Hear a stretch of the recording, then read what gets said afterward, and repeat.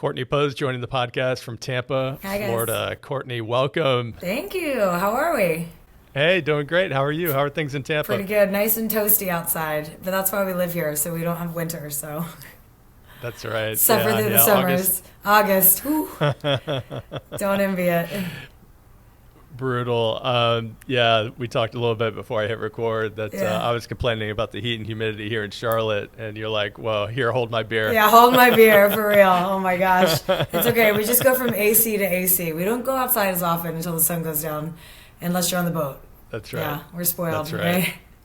Hey, so before we begin, I want to let listeners know we're going to talk a little bit about your expertise in the Tampa Bay market, some of the keys to your success, some of the things that you love about Tampa Bay, both living and working in that market. And finally, we'll touch on some marketing tips for real estate agents. And I asked that question actually selfishly. Because, I'm like, I can't tell you all my secrets, Jeff. Just a few, just a couple tips would be great. But before we dive into all that, Courtney, I just want to ask you a little bit about your background. So where are you from originally? What were you doing before you got into this crazy business? Right, and what drew you to real estate? Oh, lots of good questions. So I'm originally from Texas, from Dallas-Fort Worth area, bopped around all over the South.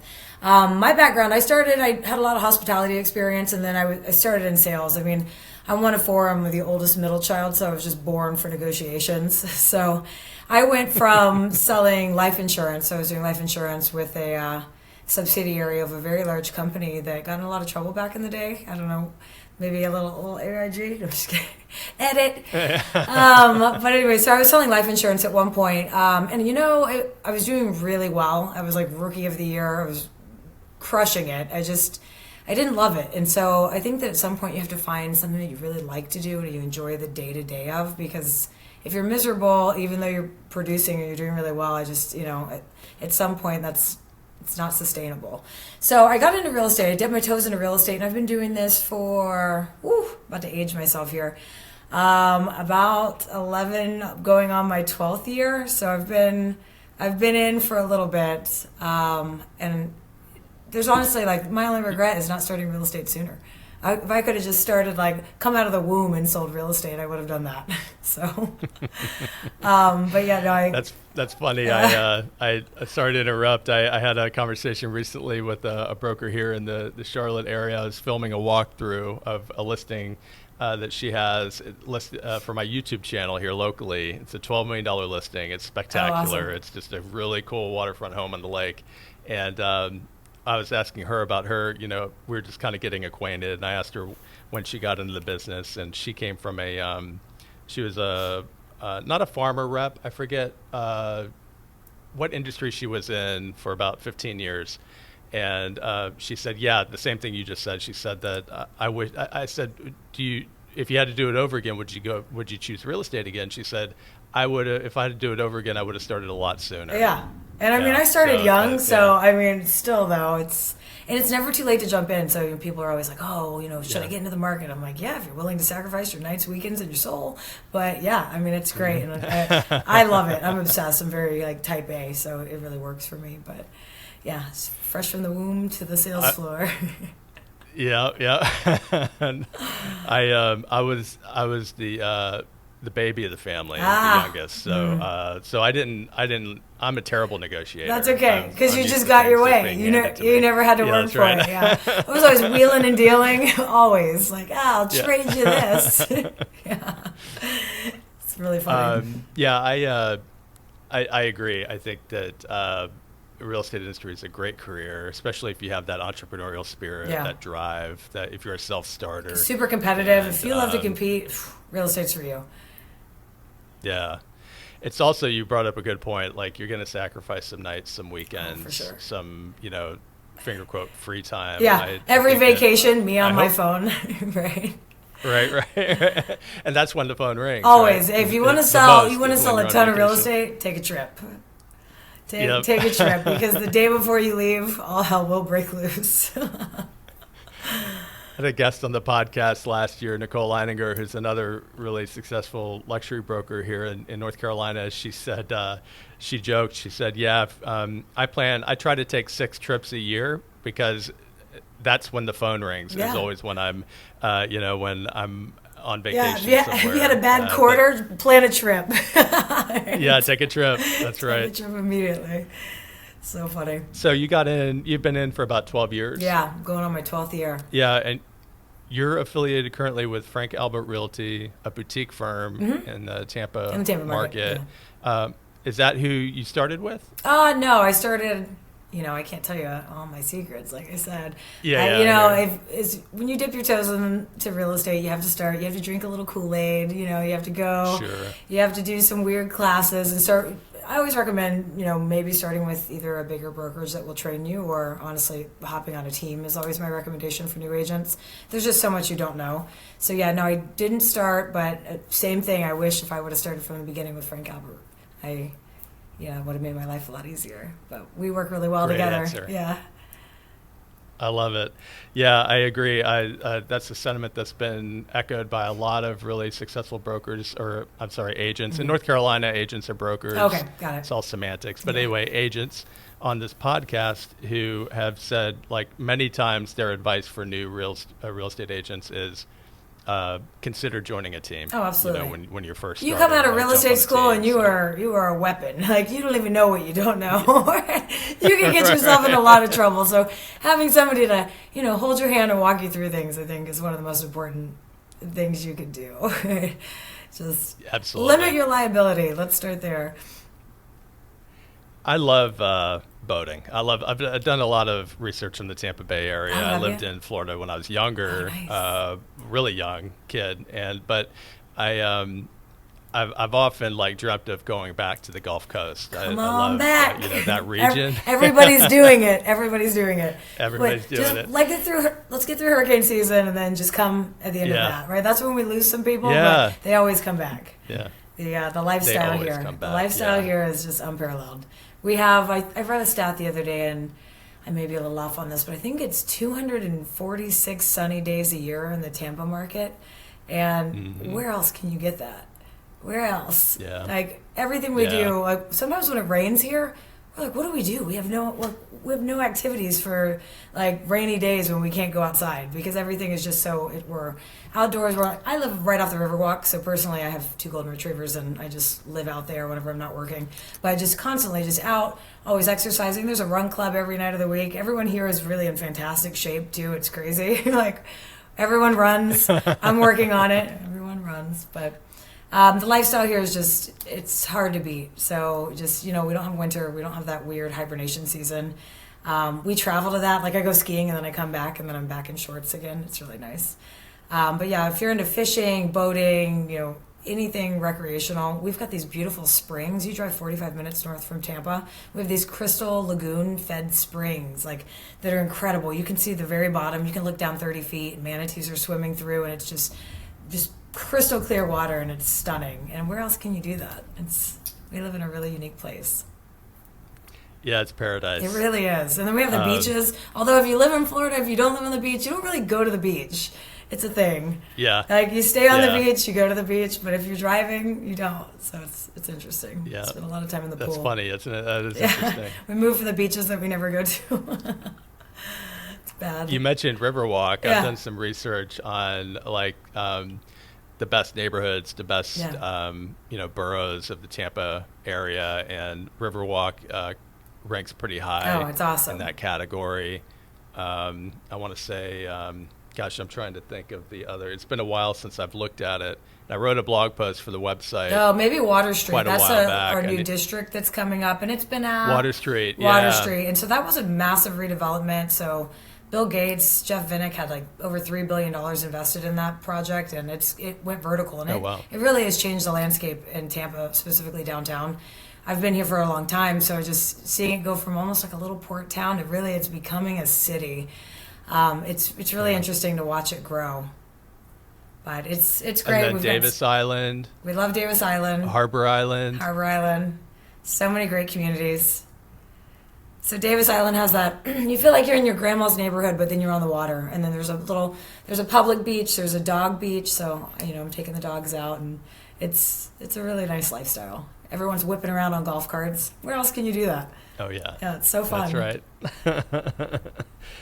So what would you say your area of expertise is? Are you leaning? Do you lean mostly into the luxury transactions? Yeah, a lot of luxury transactions. My sweet spot personally, I love new construction. There's just nothing I love more than a brand new house. Ooh. New house smell. That new house smell. Yeah, we always say no boogers or toenails, right? But that brand new house really gets me. So I do a lot of land development.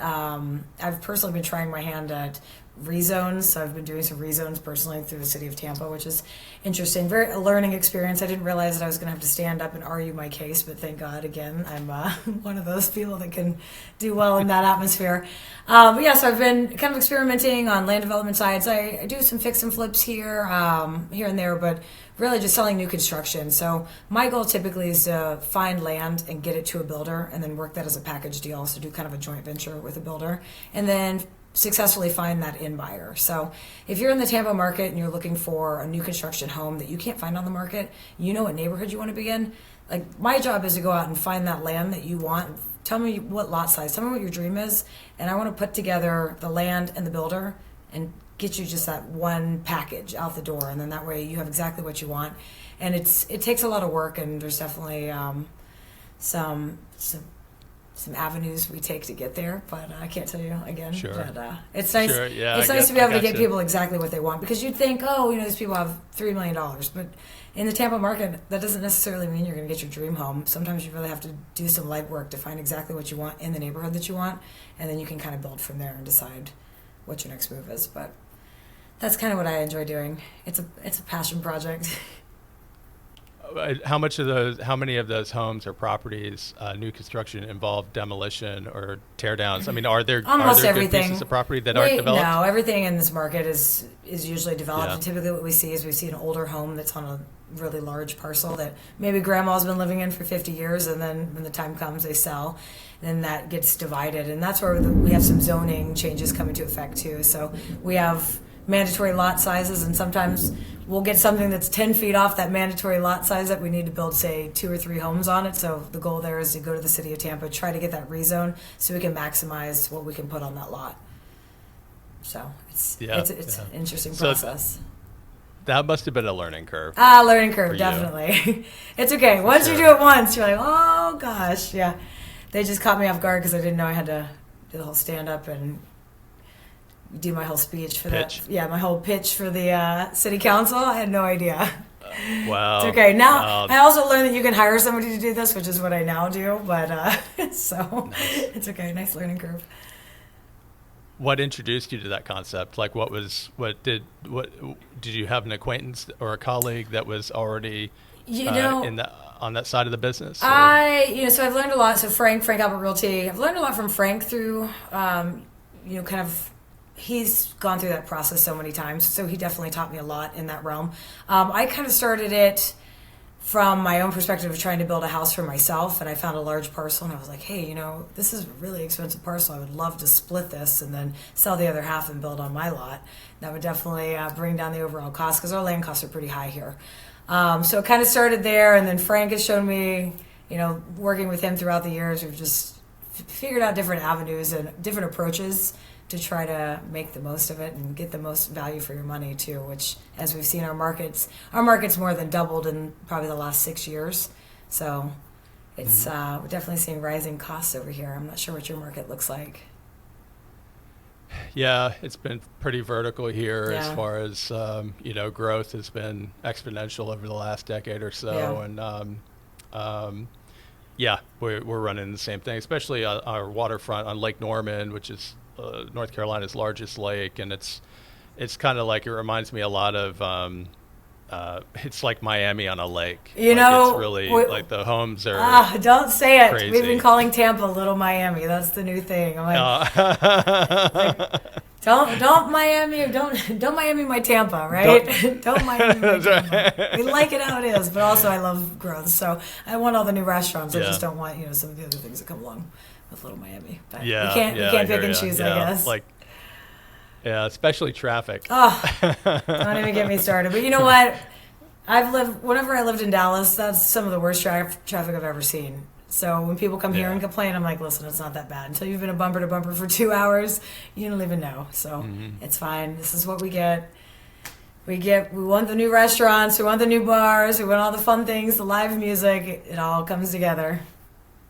Yeah, there's a reason why there's traffic, right? Yeah. I mean, I worked in the Boston area for a while. Oh, nice. I worked in Northern Virginia, Washington, D.C. And you want to talk about Traffic, yeah. I mean, I try not to complain too much here in Charlotte because it's nothing compared to those It's nothing. areas. But then they also have public transportation options. So that's something the city of Tampa is working on, is public transportation, where we're about 10 years behind on that, I feel like. So progress, but I think Charlotte's about 40 years behind on that. I'm being kind. I mean, I'm being kind right now. I'm being kind. If anyone's listening to this, anybody in charge, F dot. So I mean, to be fair, I think most southeastern cities are behind when it comes to public transportation. Yeah. I don't think that's was part of the planning half a century ago. Yeah. But let's talk about the Tampa market for a minute, because the smile states, as I like to call them, the coastal places where so many flocked to and migrated to during COVID, when we could all unplug and work from home. Well, not unplug, but leave the office and work from home permanently, saw a huge growth during that time. Well, we didn't really ever shut down. I would say we had maybe 2 weeks. I remember when they shut down our beaches. People were about to riot. Yeah. So Florida didn't really close like everywhere else, but I don't know what your situation was. But there was a very scary 2 weeks there, and then DeSantis was like, listen, we're keeping our businesses open. We're going to figure it out. Yeah. And so, we absolutely saw a huge influx of people. We took so many people from, New York, California. We had a lot of people come from the burbs of Chicago. I don't know if Naperville is like getting targeted ads from Tampa, but everybody from Naperville moved here, I feel like. Right? So really, really interesting. But yeah, our population exploded. We had some stats saying that 200 people a day were moving to like the Tampa area. So I don't know what parameters they use, but that's huge. So it's definitely slowing down. We'll see. I know there's some stuff going on in New York, so I'm expecting another surge depending on the outcome of some things. So the Florida real estate market has always been, real estate in general is always a roller coaster. It is. Well, Florida specifically, we're kind of this own little bubble. So for a long time, it was a bubble of second homes. Now I feel like most of the people are occupying. It's definitely interesting depending on where you're at. But Tampa, it's not like the east coast of Florida. Very different. It's funny how you can drive 3 or 4 hours and to the other side of the state, and it's a completely different dynamic. But definitely saw a lot of people that moved here. Last year we did get hit with 2 hurricanes pretty close together, so I'm sure you saw some of that. But that scared a lot of people. I mean, nobody's ever seen anything like that here. So we definitely saw some people leave, some people that have locked and left. Some of these houses are still sitting completely flooded. And they're just sitting there.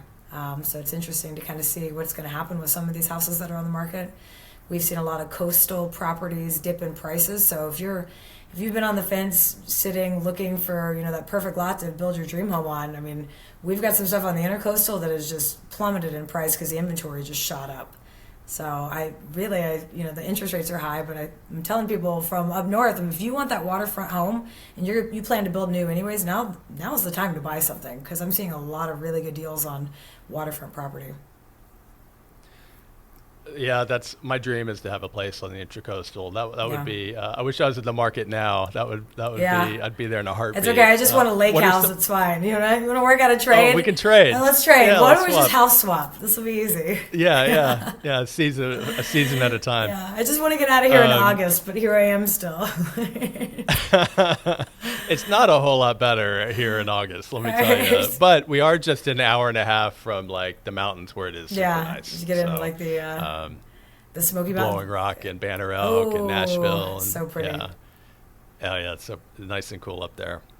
Well, what are some of the challenges that you're finding in the Tampa market in 2025? What are your main challenges, Ooh, would you say? so it's really dependent on price point. So what are my challenges at a lower price point? Inventory. What are my challenges at a higher price point? Too much inventory.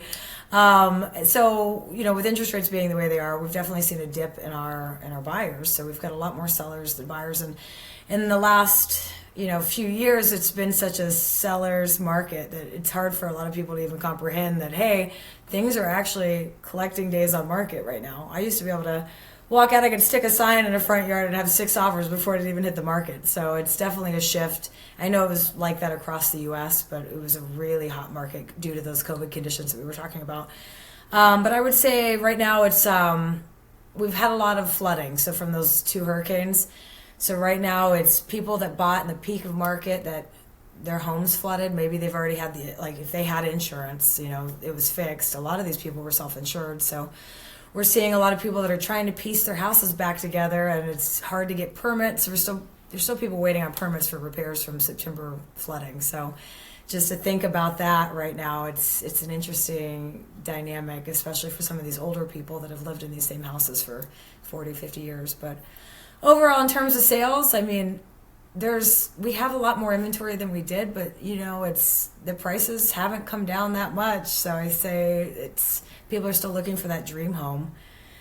It's any market really. It's just always buyer expectations and then managing seller expectations right now. When we had that increase in the market, people that bought 2022 are now starting to sell, and they're at a break-even point. Or I have seen some people bringing a check to closing, which is something I never want to see, but it happened because they wanted to buy that house at that 2.75 interest rate. So seeing that. Yeah, in 22, 23, or 21, we were paying such a premium, right, for and all those properties interest savings too. So at the same time, you save so much money in interest. Is it a wash? Maybe keep it and rent it. Keep it and rent it.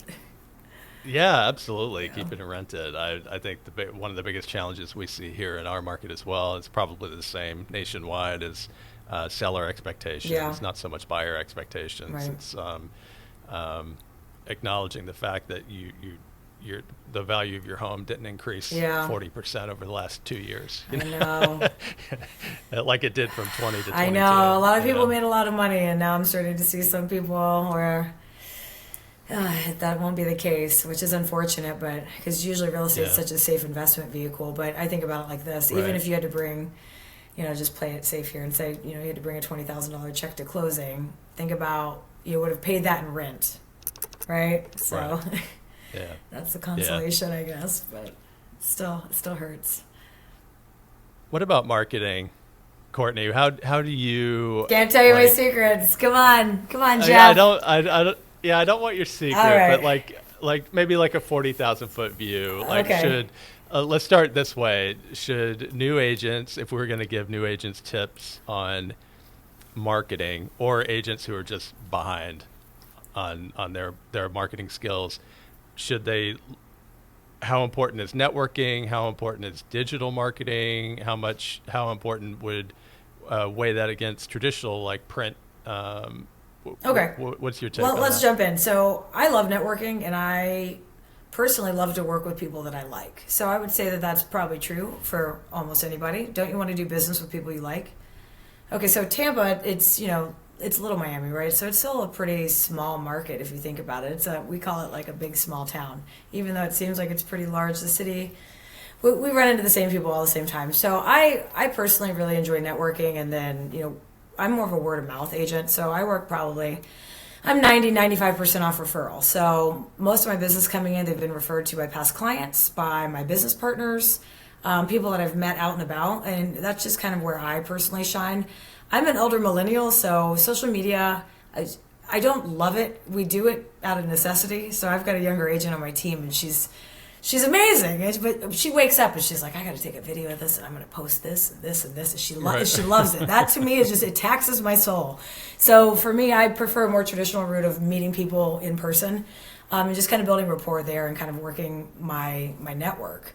And I found a lot of success there. And honestly, whenever you're getting people that are coming in as a referral, from people that know and love you, those people are happy to work with you, and they don't give you a hard time. Sometimes you get people that'll call you off, whatever website, and they beat you into the ground, and you're like, these people don't know me and I don't know them, and they're the ones that are like taking up more of my time than 5 of my other deals. So I love somebody that comes in and they're already a big fan of me. So personally, that's what works for me. My recommendation, though, is find what works best for you, because if it doesn't work for you, you're not going to do it. I'm not going to wake up every morning and, hey, this is me, it's Courtney on Instagram, because that's just not my style. But if you're young, especially younger agents, I feel like that's what they're really good at, and they're editing videos, and they're getting a lot of content pumped out, and they're getting tons of leads coming in their inbox. So find what you're good at and lean in. So specialize in something and be the absolute best at that would be my recommendation, without giving you really any secrets. I love that recommendation. Yeah. Yep, and I won't push you any further. And I'm not going to try to get any more information out of you. But I what I love about that recommendation, what you said, really took away from that was just do what suits you. Market your business in such a way that you're going to be willing and able to do it every day, single day, because it's in a way that you're going to stick with. Exactly. Yeah, I love that. I've been consuming podcasts, all nonfiction, small business, marketing related podcasts, really boring stuff for most people, but stuff that I just nerd on, right? And for 15 years, and one of my early marketing podcasts that I love to listen to for the longest time. The host would say all the time would repeat that there are 1,000 ways that you can market your business, and they all work. All 1,000 ways, they all work. What doesn't work is just doing a little bit here and a little bit there, and you have to be consistent. You have to pick a channel, right? Stay consistent. Yeah. Stay consistent. Use AI. Everyone's Googling. Yep. How do you look something up when you're searching for a business? What do you do? Think about that and how it's going to apply to your business. So yeah, think about that when you visualize that sales or marketing funnel, that result. How do you get to that result usually, and kind of reverse engineer it, right? Exactly. Do you work with a lot of buyers? I have a team that works with more buyers. I still work with buyers, but I'm more of a listing agent. Okay. But don't get me wrong, I love going out and looking at houses. Sure. Yeah.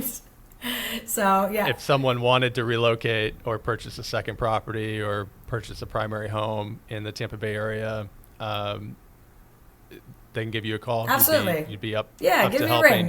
Give me a ring. You have a team as well. I have a team. Support. Yeah, I have a team as well. So we can't be everywhere at once, but we work together as a team. Sure. So, it's always nice to have somebody to give you a little backup support if you need it, if you're getting too busy and you need somebody to swoop in and help you out. So, yeah, I take a lot of referrals, too, from other agents. So that's another thing. We see a lot of incoming referrals from other states, and I refer a lot of business out as well. So if you're an agent and you're listening to this and you are in a market that I don't already have a referral partner in, I'd love to connect. Reach out to me. I'm on Instagram. So Poe Homes, Poehomes, or give me a call. You can find me on Google.